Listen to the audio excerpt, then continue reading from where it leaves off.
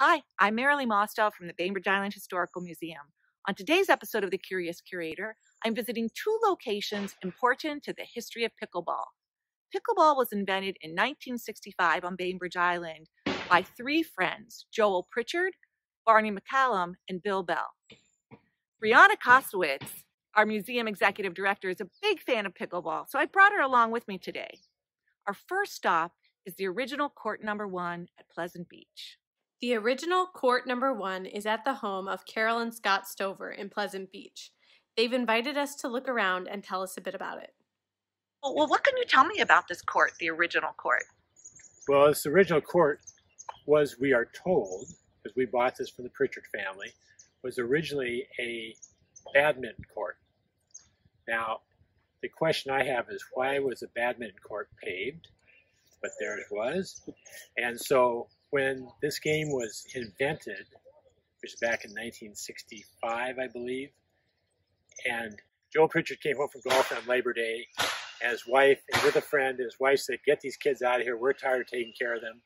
So Joel and his buddy Bill Bell grabbed a ping pong paddle and a wiffle ball, and I think it was a larger size wiffle ball, and sent them out just to do something. So they grabbed the kids, they brought them up to this court, which was badminton, which would be a high net, and they started playing, and they lowered the net and kind of started playing with this thing and came up with the game of pickleball. They did also with Barney McCallum, who's a friend down the beach about 10 doors, and he is the one who developed the game, let's say. You two played pickleball, right? You were one of the first, you were in that first cadre of people that played the game. Is that right? Yeah. Yeah. But we played it in the backyard. It wasn't as big of a deal as it is now. And Barney, who has a place 10 doors down, he put another court in down there. The neighbors next door, the O'Briens, had a court up in the woods there in that time. And so these courts started to develop around the country, really more in the Northwest, and then kind of got spread out. Some of these people vacationed in Hawaii. They're playing over in Hawaii. They called it pickleball over there, which means hole in the ball, or hole in the shell, I guess. So back in the day, you'd be out here playing with Barney, one of the co-founders, and he would say, "Stop, hold on," and run to his wood shop and just fashion a new paddle for you. Try this one. Here, try this shape. Try this. And so we would do that and then play. And so we were playing. I have for years only played with a wooden paddle, and now everything is foam blown. Most of the paddles we had originally did not have a buildup on the paddle, on the handle. They're just a flat piece of plywood.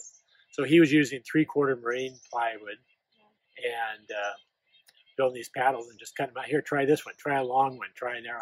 And this court's the same court that was here 60 years ago. I know, it's amazing. But on the other side, there are more tree roots that grow underneath and stuff. And I've actually had an offer of a guy who said, "If you want me to, I'll come and resurface it for free." Yeah. And I said yes, but all the rest of the family said no. No, I'm so glad you called him off, Carol. I mean, there's a million nice courts around, so why not just keep this the way it was? Yeah.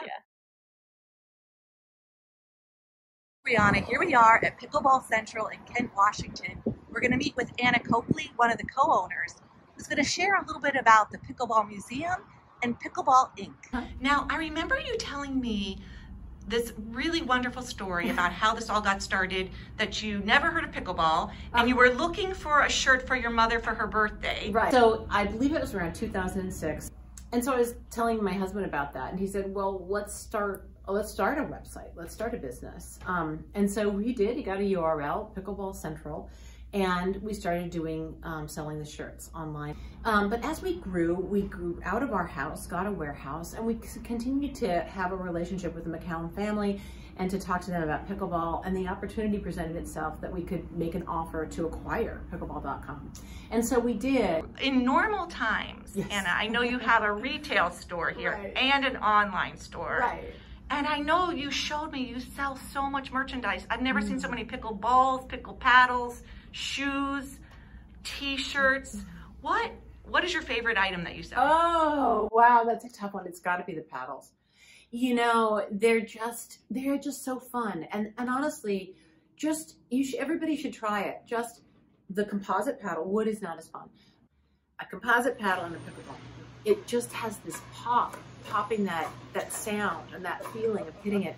I can't explain it, what it is for a human being to make that sound, it's just joyous. So I would say my favorite product is definitely the paddles. There's no question. So Anna, when you bought Pickleball Inc., Yeah. was the Pickleball Museum already here, or is that something you put together? Oh, we put the museum together. Yeah, when we purchased pickleball.com or Pickleball Inc., we made a promise that we would do what we could to preserve the legacy of pickleball and its origins, and the three founders, you know, Barney and Joel and Bill. And we had been collecting some old paddles ourselves. Some had been donated from other people, and so we put together a little museum. This one is so cool. Can you tell me about it? Yeah.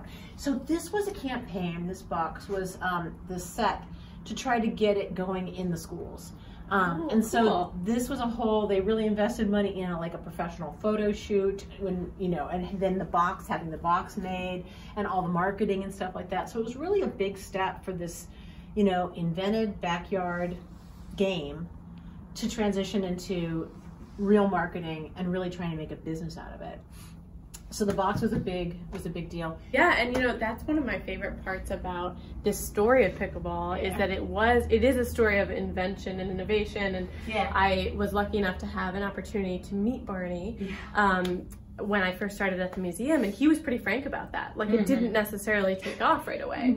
And that I really enjoyed that about him, that he embraced that was part of what really were the early stages of what's now a really successful game. Yeah. But I would love, to tell you the truth, I would love for Bainbridge Island to have the official pickleball museum there. That is the birthplace of the sport. That would be something that I think would be just fantastic, not only for the sport, but to really honor those originators.